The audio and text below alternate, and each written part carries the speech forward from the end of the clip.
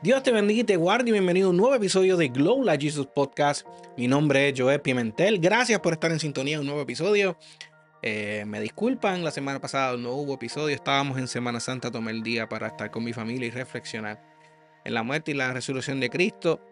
Tuvimos una semana hermosa en nuestra iglesia, servicios de Santa Cena y Lavatorio de Pies el jueves y el domingo. 10 almas fueron a las aguas y fueron bautizadas. Nuestra iglesia, Comunidad Cristiana Casa del Alfarero, está ubicada en la 2420 Old Vineland Road en Kissimmee. Así que si no tienes un lugar donde adorar, ahí tenemos una silla para ti. Amén. Sus pastores Daniel y Anaíris te van a recibir con mucho amor. ¿Y qué les puedo decir? Estoy súper orgulloso de ser parte de esa iglesia y poder ser de bendición a esa iglesia y que esa iglesia sea de bendición para mi vida. Y es la iglesia que presenta estos podcasts todas las semanas. Amén. En esta ocasión no hay un tema en específico para este podcast, sino que el Señor puso en mi corazón hacer una serie de episodios de la primera carta del apóstol Pedro. Y cuando estaba orando, pidiéndole al Señor dirección acerca de que, ¿verdad? Obviamente, predicar en estos podcasts, porque si no se ha dado cuenta hasta el sol de hoy, lo que yo hago en estos podcasts básicamente es predicar. Lo hago de una manera diferente, pero sí, lo que hago en estos podcasts es predicar. Eh, y sí, esta carta es una carta de mucha bendición. Um, Una carta que fue escrita entre los años 63 y 64 después de Cristo a los cristianos que estaban dispersos en Asia, en la Asia Menor, durante los tiempos de la implacable persecución del rey Nerón. Ese mismo rey Nerón que quemaba cristianos y los ponía en las calles para sembrar el miedo y el terror en aquel que dijera que era seguidor y creyente de Cristo Jesús. Y esta carta es el intento del apóstol Pedro de animar en la fe a aquellos hermanos que están viviendo en este tiempo donde la persecución es la orden del día. Así que el Espíritu Santo puso en mi corazón hacer esta serie acerca de esta carta, porque la persecución que nosotros podamos vivir en estos tiempos no se compara quizás a los tiempos en los cuales estos cristianos estaban viviendo. Se ha levantado una gama de cosas adversas al Evangelio que estamos viendo y padeciendo todos los días, que van en contra del Cristo y del Evangelio que nosotros queremos predicar.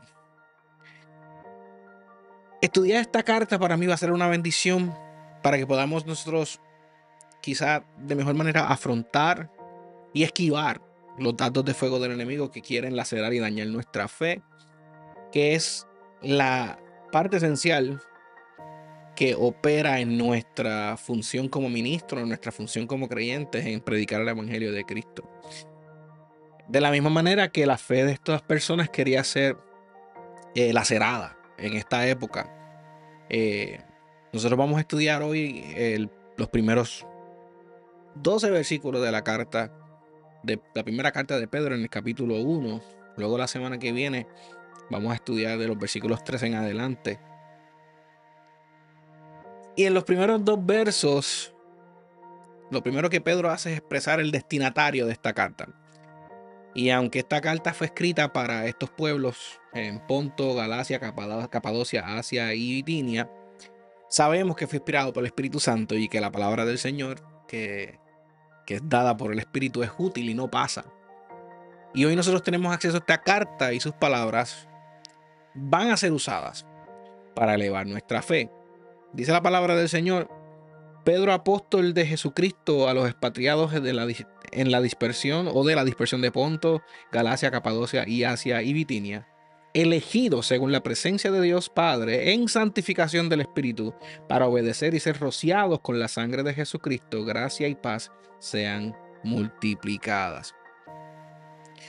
Estas ciudades, Ponto, Capadocia, Asia y Bitinia, que están ubicadas en lo que hoy se conoce como Turquía, cada una de estas regiones tenía su propia historia, tenía su propia cultura y tradiciones particulares. Fueron unas áreas en el evangelismo crucial para Pedro, pero también para el apóstol Pablo, quien también escribió estas regiones. Inclusive en el libro de Hechos, es una de estas regiones a las cuales el Espíritu le impide a Pablo visitar. Y es porque obviamente ya Dios tenía un plan con el apóstol Pedro y esta carta y otras cosas que Dios hizo por medio de sus apóstoles y el evangelismo que hubo en esa área. Y cada una de estas regiones tenía características geográficas y culturales propias que las distinguía entre sí. Por ejemplo, Capadocia era conocida por sus formaciones rocosas únicas, mientras que Bitinia se ubicaba en la región costera, importante para el comercio marítimo.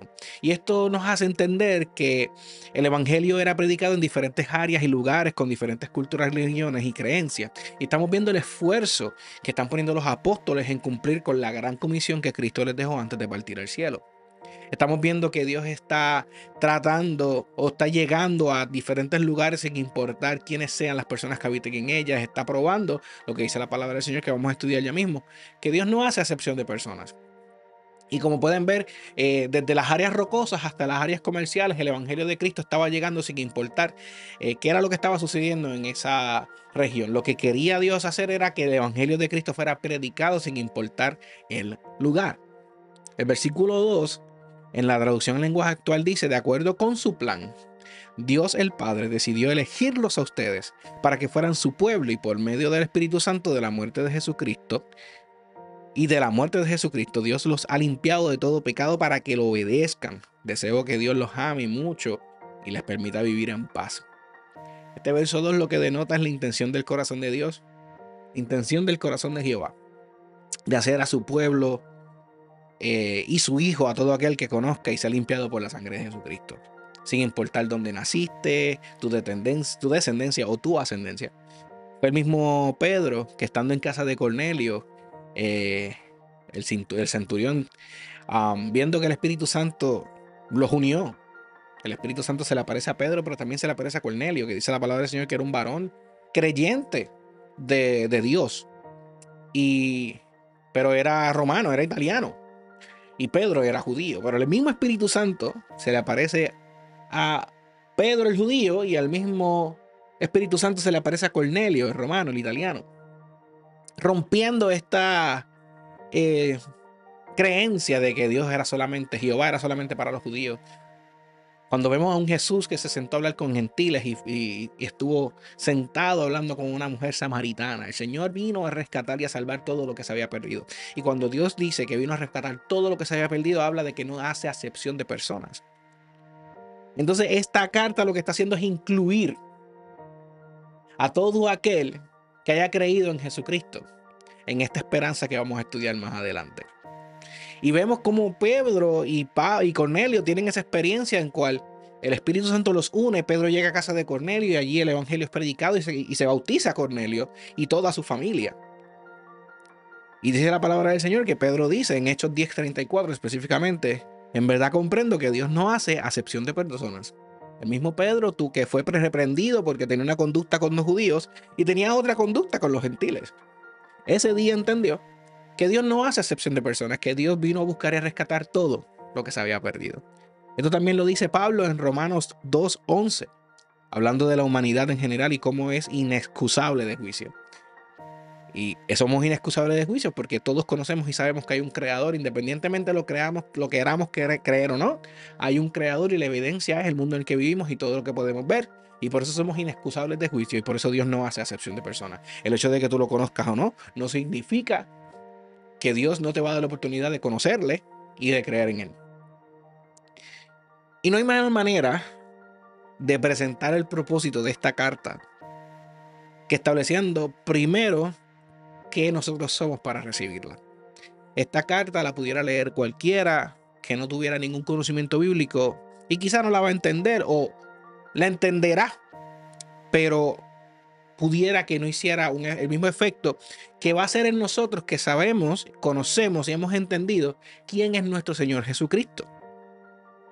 Aquel que la lee y sabe que ha sido separado por Dios y para Dios para hacer su voluntad y ser limpio por la sangre de Cristo, entonces va a tener un mayor impacto en su fe.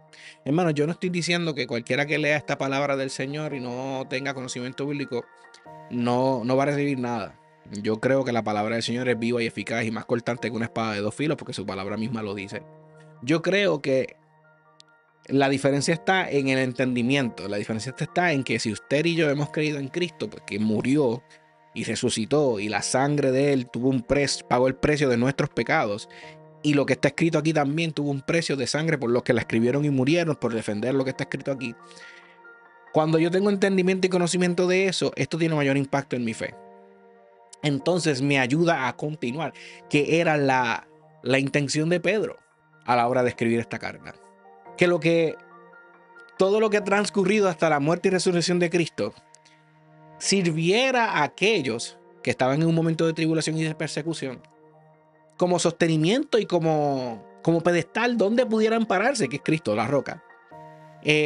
Y poder tolerar y ser pacientes en medio del tiempo que estaban viviendo. Lo que me lleva a decirte que yo, sabiendo todo lo que se ha levantado en estos tiempos y todo lo que ha querido venir en contra de lo que nosotros creemos, inclusive este fin de semana que nosotros estábamos celebrando y recordando la muerte y la resurrección de Cristo, fue el fin de semana que el gobierno de este país decidió establecer algo completamente contrario a la Biblia en cuanto a la elección o decisión sexual de la gente.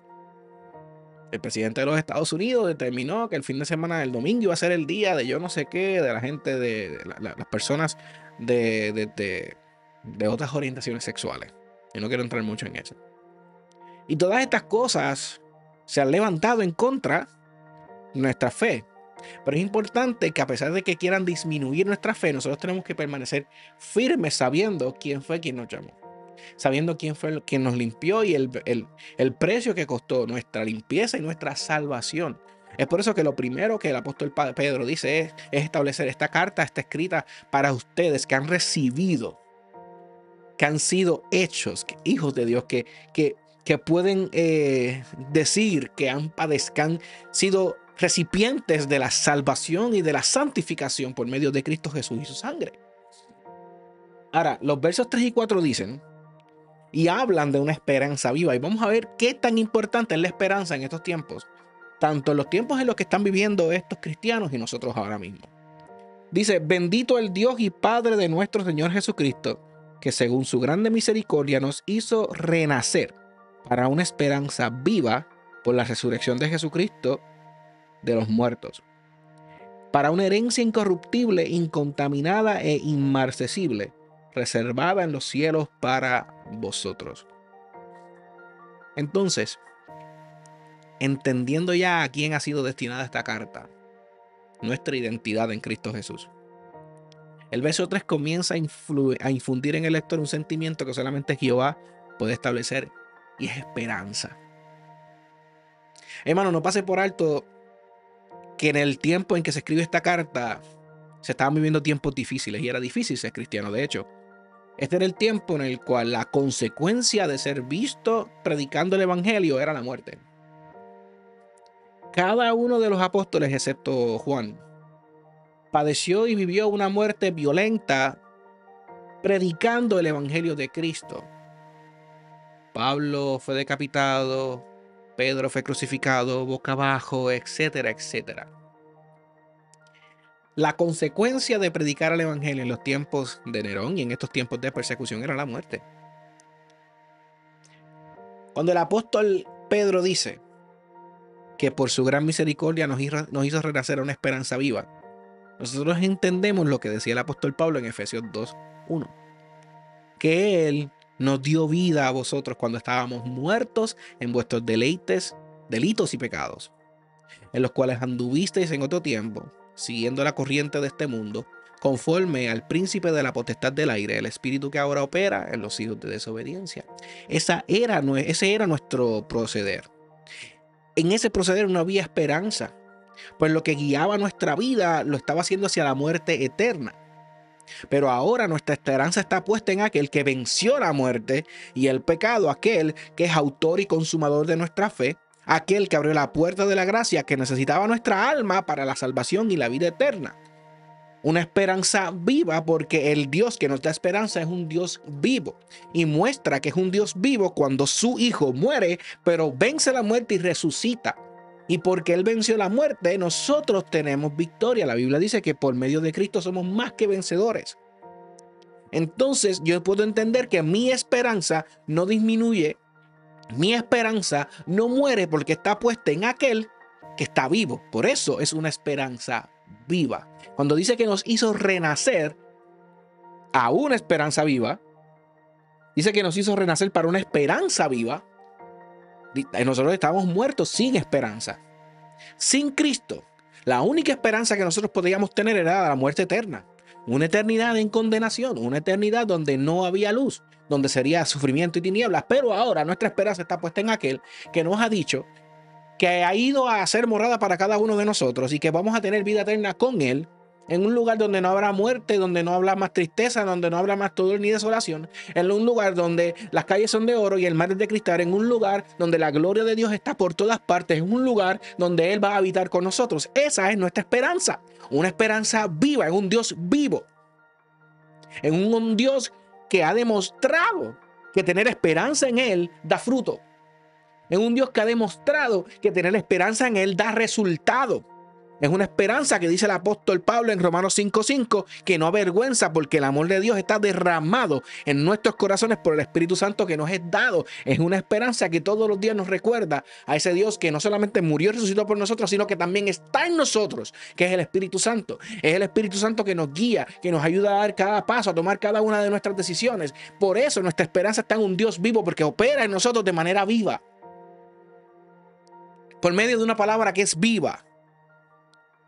Nuestra esperanza está puesta en algo que es un organismo vivo, en algo vivo, algo que se mueve, algo que habla, que oye, que escucha, que produce, que produjo en nosotros vida. No sé si usted está entendiendo la clase de esperanza que Dios ha establecido en cada uno de nosotros. La esperanza en un Dios que está vivo. La esperanza que nos convence de que ya nuestro camino no es de muerte.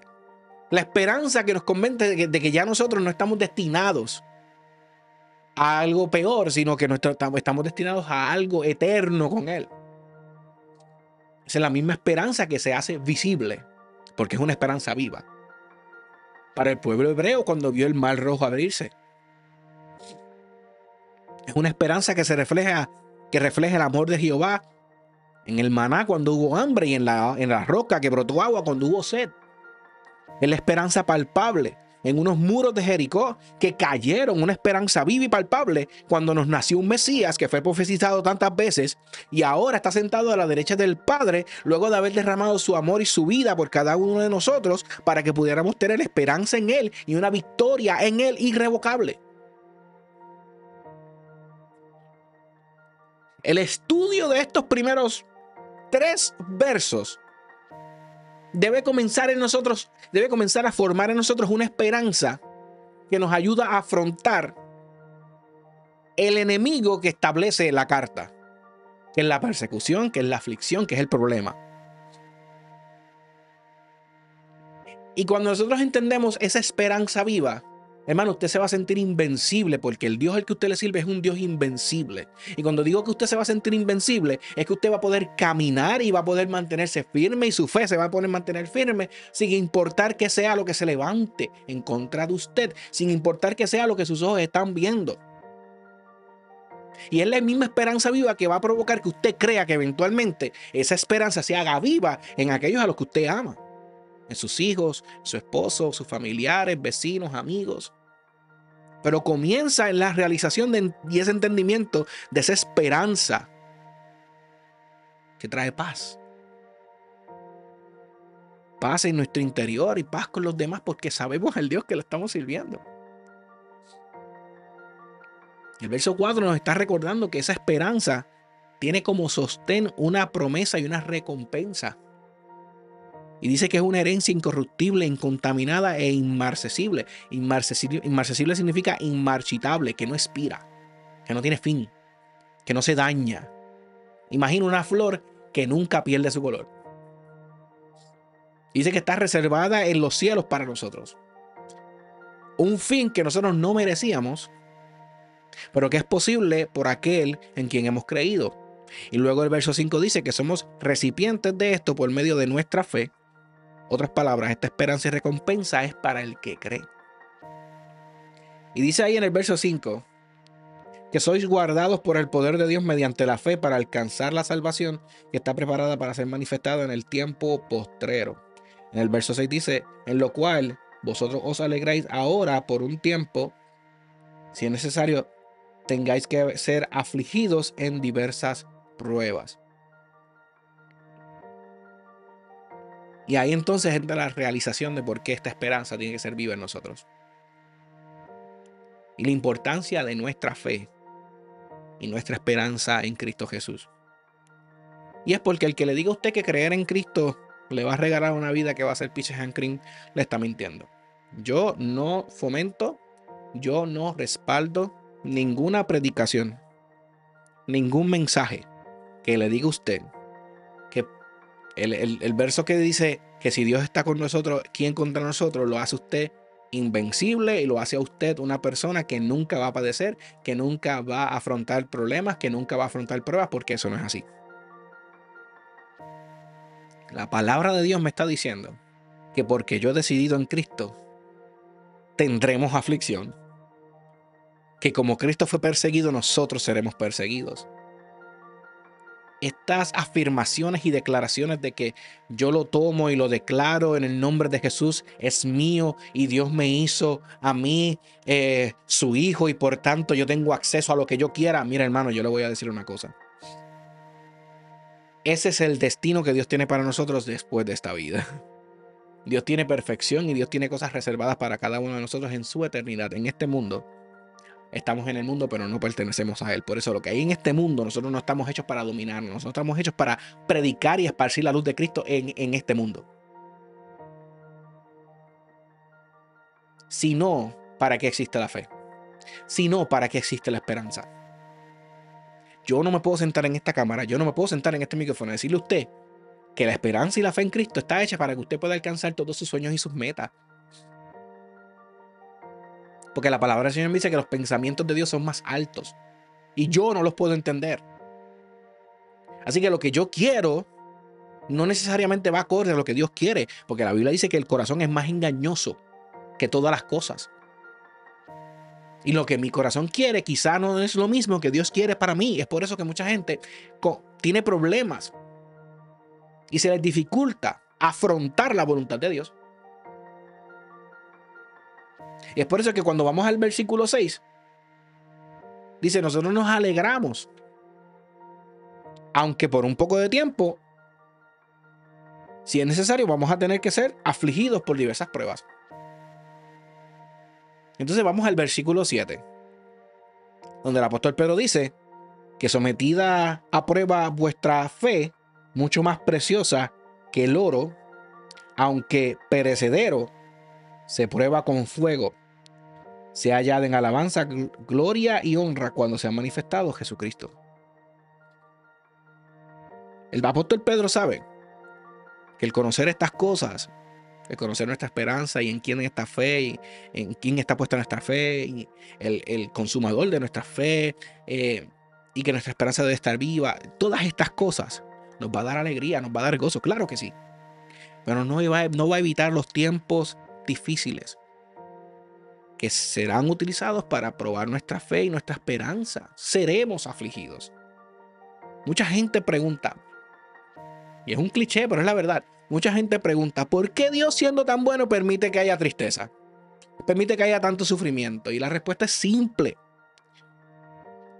Dios no quiere que nosotros tengamos tristeza y aflicción. Ese no es su deseo para nosotros. Cuando Él creó el mundo, Él lo creó perfecto. Y cuando creó el mundo, puso al hombre y a la mujer en un lugar perfecto donde no había nada de esto. El hombre decide desobedecer a Dios. Y la causa de nuestro sufrimiento está en la desobediencia. Esa es la mejor explicación que yo puedo darle bíblicamente. Dios no determinó desde un principio que iba a existir tristeza y sufrimiento. La decisión del hombre en su imperfección, en su manera de ser, al irse en contra de Dios, hace que exista en el mundo todo lo que Dios no diseñó para él. Pero Dios, aún así, ese sufrimiento, ese dolor, la causa de nuestro pecado, lo pone sobre su Hijo Cristo, que es perfecto, cordero inmolado, y lo pone sobre él. Entonces, a pesar de que Dios tenía un plan, y siempre tuvo ese plan, la causa y el efecto de que exista tristeza, dolor y todo lo humano es a causa de nuestra desobediencia. Desobediencia que tuvo un precio en Jesucristo. Y esa desobediencia vino por el libre albedrío que nosotros tenemos, la libertad de decisión. Así que no es que Dios permita que haya tristeza. Dios puso en orden un plan para eliminarla en Cristo Jesús. Toda nuestra tristeza y toda nuestra aflicción la depositó en su Hijo Jesús, quien no lo merecía, pero lo hizo por amor a nosotros. Entonces, porque lo puso en Cristo Jesús, ahora nosotros tenemos a quien llevar esta aflicción, esta tristeza, esta prueba, este dolor. Y nuestra fe es probada. Recuerde que la Biblia dice que la fe sin obras es muerta. O sea, hay momentos en nuestra vida en los que nosotros vamos a tener que poner en acción nuestra fe con nuestros actos. De la misma manera que son momentos en los cuales tú le vas a poder demostrar a Dios que tu alabanza, tu fe, tu oración, tu glorificación hacia Él no cambian según tu estado de ánimo. Porque ahí dice que mientras esta fe sea probada, que sea hallada en alabanza, en gloria y honra cuando sea manifiesto Jesucristo. Que el mismo gozo que tú sientes al saber la esperanza viva en la que tú tienes y vives, sea el mismo gozo que permanezca en tu corazón cuando la prueba y la aflicción vengan a tu vida. Son situaciones necesarias que nos van a ayudar a poder entender aún mejor la esperanza y la identidad que se nos ha dado en Cristo Jesús. Que nos vamos a quejar, sí, que vamos a sufrir, sí, que vamos a hacer momentos difíciles, sí, hermano, sí. Pero estos tiempos de aflicción y persecución que prueban nuestra fe van a tener como resultado una constancia en nuestra vida, en nuestra nueva manera de vivir en Cristo Jesús. Que como dije, que podamos ver, adorar, buscar, orar y glorificar a Dios de la misma manera sin importar cuál sea nuestra condición, sabiendo cuál es nuestro destino. Amando, como dice el versículo 8, a nuestro Señor, aunque no lo hayamos visto.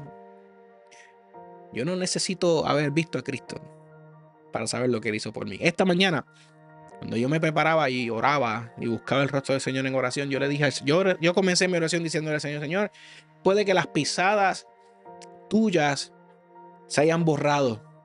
Esas pisadas que tú diste mientras caminaste sobre la tierra, puede que ya no existe rastro de ninguna. Puede ser que la sangre que tú derramaste en el madero se haya desintegrado y ya no existe ni gota de ella. Puede ser que ya no exista nadie que recuerde el timbrato o el sonido de tu voz. Pero una cosa permanece y es tu palabra que me dice que todas estas cosas son reales y que tú existes, tú eres real y que tú moriste por mí y resucitaste. Esa fue mi oración esta mañana. Yo no necesito verte. Yo necesito creerte y amarte porque sé que tú eres. Y la realidad es, hermano, que en tiempos difíciles es bien difícil tener en inglés, un grasp, un sostén de nuestra fe y poder decir, yo sé que el Señor está conmigo en medio de esto. Es bien difícil, hermano. Pero de eso se trata esta esperanza y esta fe que es viva. En un Dios que está y que ha demostrado una y otra vez sin manifestarse de manera visual. O sea, que usted no ha visto a Jesús, usted no ha visto a Dios, pero ha visto lo que Él puede hacer. Y mi fe está puesta en aquel que una y otra vez ha manifestado y ha demostrado que es fiel. Por eso es que si la prueba va a venir, si la aflicción va a venir, amén, hermano. Pero cuando venga, yo sé en quién yo he creído. Yo sé cuál es mi esperanza. Y sé que es una esperanza viva porque está puesta en un Dios que está vivo. Y permanezco en ella porque, a pesar de que no lo he visto, su amor se ha manifestado sobre mí. Y yo le amo de la misma manera. Y dice el versículo 9, obteniendo el fin de vuestra fe, que es la salvación de vuestras almas. Nuestra fe, como fin, es nuestra certeza de hacia dónde nosotros vamos. A una vida eterna con Él. Los versos del 10 al 12, que los invito a que los lean ahí en su casa. No voy a entrar mucho en eso porque es un aspecto profético, pero básicamente es un aspecto profético de la gracia que hoy tenemos. Cómo los profetas diligentemente indagaron acerca de esta salvación. Y a ellos les fue revelado antes de lo que hoy es un hecho para nosotros. Ellos anunciaron y por tanto creyeron en la salvación que tú y yo hoy conocemos y la salvación que los ángeles quisieran tener, como dice el versículo 12. Básicamente es un aspecto profético de lo que Pedro está explicando en los primeros versos. Lo que hoy tú y yo hoy conocemos, a ellos les fue revelado y lo creyeron. Y si a ellos les fue revelado y lo creyeron, nosotros tenemos mucha más evidencia para creerlo, porque tenemos evidencia escrita de eso. Y esta gente vivía cerca del tiempo en el cual Cristo había muerto y resucitado. So, más evidencia aún tenían ellos. Y sí, hermanos, tendremos momentos de dificultad y aflicción, pero como dijo nuestro Señor, Él ha vencido el mundo. Y podemos tener paz y esperanza, sin importar lo que se levante. Así que yo le invito a que usted ore para que su fe sea como su herencia, esa herencia que dice el versículo 4 que nosotros tenemos. Una herencia incorruptible, incontaminada, inmarcesible. Ore para que su fe sea de la misma manera. Y sepa que su esperanza en Jesús es igual. No por nosotros, sino por quien está, sino por quien está puesta nuestra esperanza, disculpen. Tenga paz en medio del caos. No solo por quien usted ha creído, sino también porque sabe lo que Él es capaz de hacer. Amén. Amado Dios y Padre Celestial, te doy gracias porque has depositado en nosotros una esperanza viva. Tenemos paz, confianza y gozo porque sabemos lo que tú eres capaz de hacer. Lo has hecho una y otra vez y tu fidelidad nunca cambia y nunca se va. Sabemos y estamos confiados y podemos tener paz en medio del caos porque tú estás con nosotros, Señor.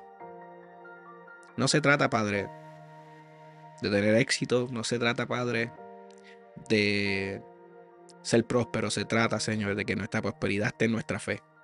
De que nuestra prosperidad esté en nuestra esperanza. Que sean ellas las que sean prósperas, las que sean grandes, las que sean tangibles en nuestras vidas.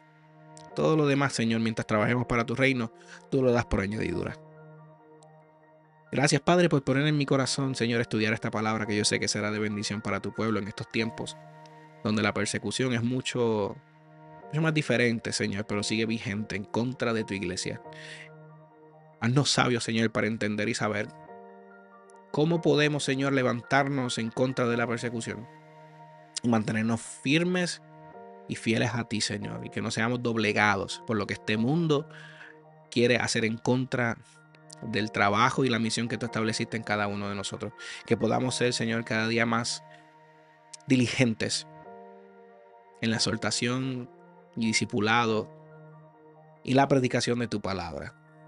Gracias, Señor, porque en ti encontramos, Padre, una esperanza viva que no defrauda, una esperanza que no avergüenza, una esperanza que es eficaz, una esperanza que tiene fruto y resultado, una esperanza que tiene como destino, Señor, una vida eterna contigo en los cielos, en el reino de los cielos. Toda gloria y honra sea a tu nombre, Jesucristo, porque por ti es que tenemos esta esperanza. Y te damos gracias, Jesús, por esta hermosísima palabra y este tiempo. Glorifícate en nuestras vidas y bendice el resto de nuestra semana, Señor, en el nombre poderoso de Jesús. Amén y amén. La paz de Jesucristo sea sobre cada uno de ustedes. Jehová les bendiga y les guarde su luz, la luz de Cristo, ilumine cada uno de sus pasos y les ayude a tomar las mejores decisiones de su vida. Yo los veo la semana que viene con la segunda parte del capítulo 1 de Primera de Pedro. Les amo en el amor de Jesucristo. Dios los bendiga.